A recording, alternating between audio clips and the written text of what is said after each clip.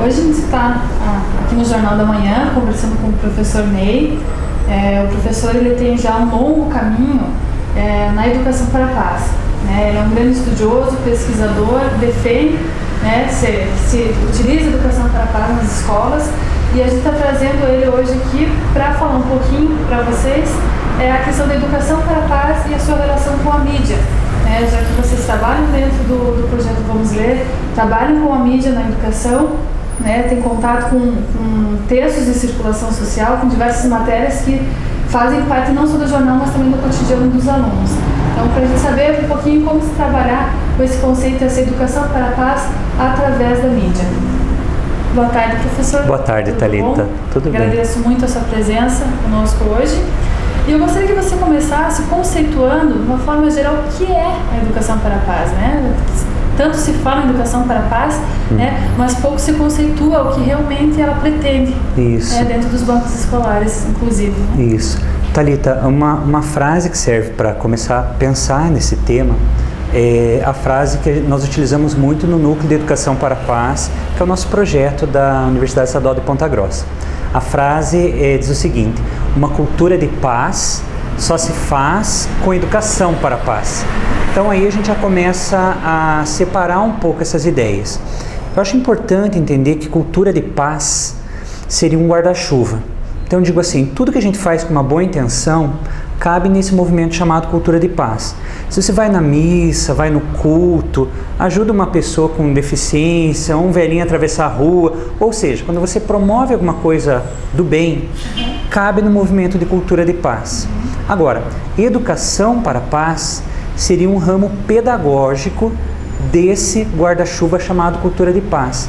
Então, quando a gente fala assim que cultura de paz só se faz com educação para a paz, quer dizer que existem ações, caminhos pedagógicos que vão contribuir para esse processo de não violência, ou de prevenção das violências, ou da mediação dos conflitos escolares, de uma pedagogia da convivência, de uma educação em valores humanos.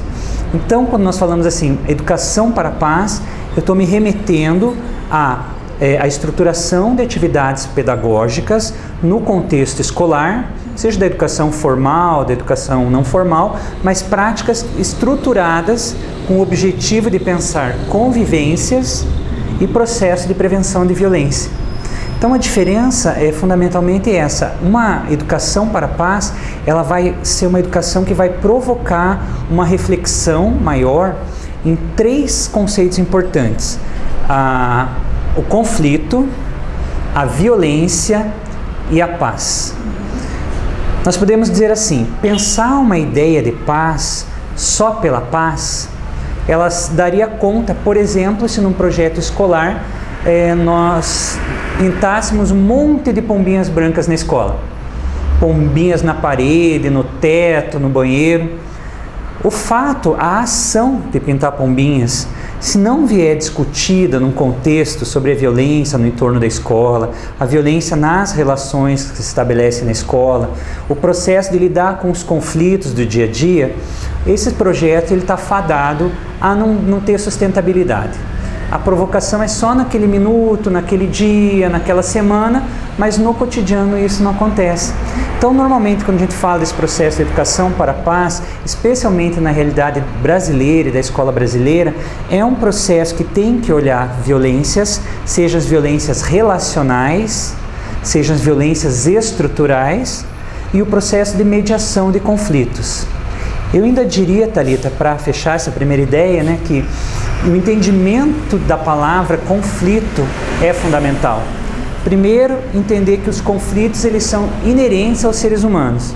Todos nós, você, eu, enfim, os professores, temos conflitos diários. Sejam conflitos interiores, sobre nossas buscas pessoais, ou conflitos com outras pessoas, por interesses diferentes, pensamento político diferente, histórias de vida diferente, por conta da diversidade que caracteriza a escola. Então, a ideia de conflito como sendo algo importante de ser mediado, e não conflito como briga, como a gente entende erroneamente, faz uma diferença importante. Então, eu diria, uma educação para a paz ela é um movimento pedagógico organizado, que as escolas podem pensar coletivamente no seu projeto pedagógico, que professores podem pensar individualmente e coletivamente com seus pares, que não serve só para os alunos, serve também para os adultos da escola. Muitas vezes a violência das relações, ela permeia o coletivo dos adultos da escola. Então é um movimento realmente que vai mexer, ele é provocativo, ele é proativo, ele é protagonista. Não é a paz, da harmonia, esse conceito que não é pedagógico. Se a gente trouxer, né, mais próximo aqui para a nossa realidade dentro do Vamos Ler, né? Nós fornecemos o jornal, por exemplo, se a gente pegar o jornal aqui hoje, né, tem uma notícia de conflito, né, uma notícia: bandidos desafiam a polícia. E nós vemos muito no jornal notícias que são destacadas como ruins, né, isso são destacadas pelos professores e pelos alunos em discussão. Eles elencam como notícias ruins, são as notícias que estão relacionadas com criminalidade, né, com violência, com drogas. Esse tipo de informação, ela está sendo utilizada dentro da sala de aula, né? Os professores são convidados a mediar a discussão com os alunos. Como que esse tipo de discussão, você dá acesso à informação para o aluno, discutir com ele notícias que muitas vezes podem fazer parte da realidade dele, terem acontecido no bairro, com algum familiar próximo da escola, né? E levar isso, dar isso nas mãos dele, falar: você pode ler, nós vamos discutir isso, né? Nós vamos conversar sobre isso aqui na sala de aula. Muitas vezes essa discussão se estende aos familiares, muitos professores pedem, né, que os pais conversem com os filhos. Como que isso ajudaria nesse conceito de educação para a paz que você acabou de colocar para nós agora? Ótimo, esse exemplo é muito importante, Thalita, e vai ao encontro do que nós estávamos falando. Às vezes, muitos professores, né, nós mesmos, assim, naquela ênfase da boa vontade, nós pensamos que fazer um projeto de paz na escola é realmente desenhar as pombinhas brancas e cantar músicas de Amigos para Sempre, etc. Tal. Esses recursos são necessários, assim como a espiritualidade, a religiosidade fazem parte da vida do ser humano. Mas pensando pedagogicamente, se acabamos de falar que a questão está nesse tripé entre conflito, violência e não violência, eu só posso dizer que uma ação pedagógica, ela vai ter sentido se ela trabalhar no contraponto. Então eu diria assim: é importante fazer um projeto de paz mostrando coisas boas? Sim. É importante fazer um projeto de paz mostrando as coisas não boas? Sim, também. Então eu diria que um projeto que vai acessar de maneira importante essa questão da paz e da violência é realmente o contraponto. Caso contrário, posso dizer assim, a notícia ela acaba caindo naquele senso comum e na banalização da violência, da maldade, etc. Quando essa notícia, essa mesma notícia, ela é discutida, se gasta a notícia, olha-se ela por todos os lados, você começa a ter um discernimento maior do contexto. Então isso é fundamental. Então quando você olha ali a notícia pura, a gente continua reproduzindo aquela ideia assim: olha, então a criminalidade está muito alta, então a gente precisa de mais policial, precisa ter pena de morte. Então a gente reproduz um discurso que não tem muito fundamento, ou que ele é muito mais emotivo do que racional. Quando a gente discute a notícia por todos os aspectos, você vai conseguir formar a tua opinião de maneira mais ponderada e mais objetiva. Então acho que a questão fundamental é essa. Vamos olhar de maneira mais ampliada, sempre dizer assim: eu só posso pensar a paz na lógica da violência e passando pelos conflitos. Porque, Thalita, uma ideia importante para os professores também gravarem é a comparação, que eu digo assim, do iceberg com a violência. Então, normalmente a gente tem um iceberg, 10% do iceberg fica fora da água e os outros 90% ficam para baixo da água. Normalmente, quando acontece uma situação de violência na escola ou de bullying, etc., a gente só está olhando os 10%.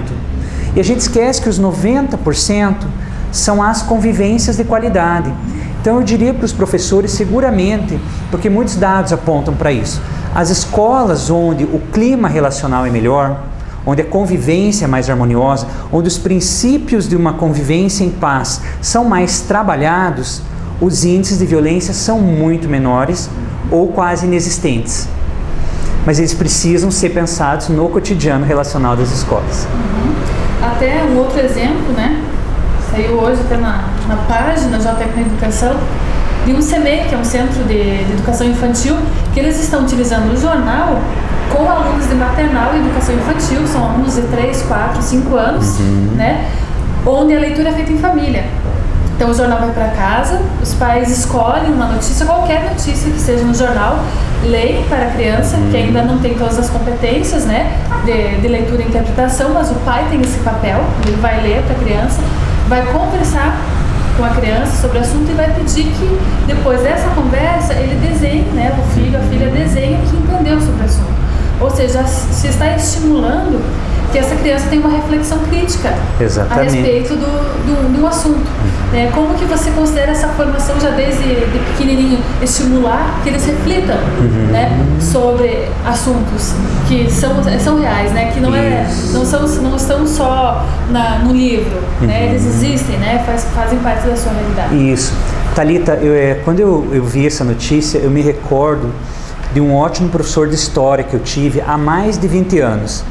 Foi um dos professores que marcou minha trajetória como aluno. Ele pediu uma tarefa, isso há mais de 20 anos, quando a gente até não discutia tanto como a gente discute hoje. A tarefa era assistir o Jornal Nacional, o Jornal da Bandeirantes, assistir, anotar uma notícia e levar no outro dia para a sala para discutir essas notícias. Então veja, há muito tempo ele fazia mais na intuição, que era provocar realmente isso.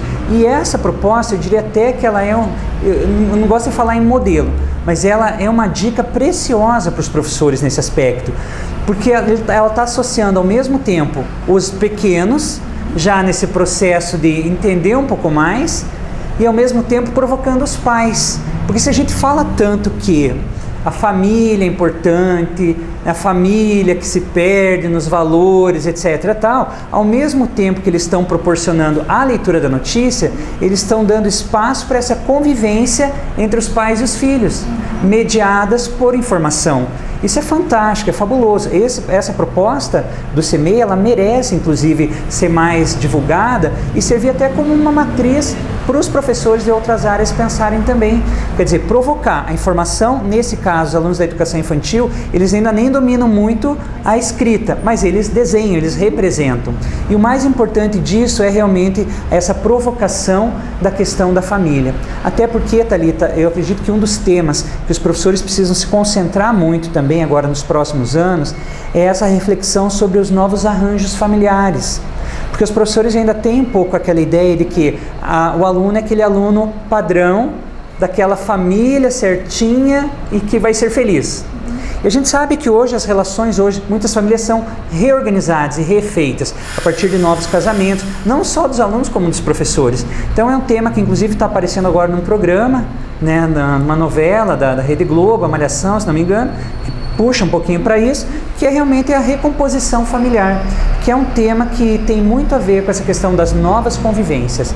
Mas em relação à reportagem, eu diria que ela é um modelo talvez mais avançado que a gente tenha. É usar a notícia como elemento mediador das famílias, que você provoca que a informação seja um dado concreto e positivo nas famílias, e não apenas o senso comum de olhar uma notícia curta no telejornal e achar que o mundo não tem jeito, não adianta. Mas eu acho que é nesse sentido. Bom, professor, eu agradeço muito a sua presença, contribuiu muito com a nossa discussão, né? Se procura discutir muito a educação para a paz e a mídia, né? Sim. Que isso tem, qual é a relação disso tudo, né? E com certeza acho que vai contribuir bastante para o trabalho de todos nós. Tá? Se quiser deixar mais alguma mensagem final. Eu quero agradecer ao espaço, Thalita, e dizer que realmente, entre os grandes temas aí dessa segunda década do século XXI, realmente estão a questão da comunicação, das mídias e o processo de não violência ou de cultura de paz. Então são temas integrados e esse diálogo, essa parceria é muito bem-vinda. Eu que agradeço também ao projeto, a você, e desejo aos colegas professores bastante disposição nesse trabalho em função de uma cultura de paz. Tá certo. Muito obrigada.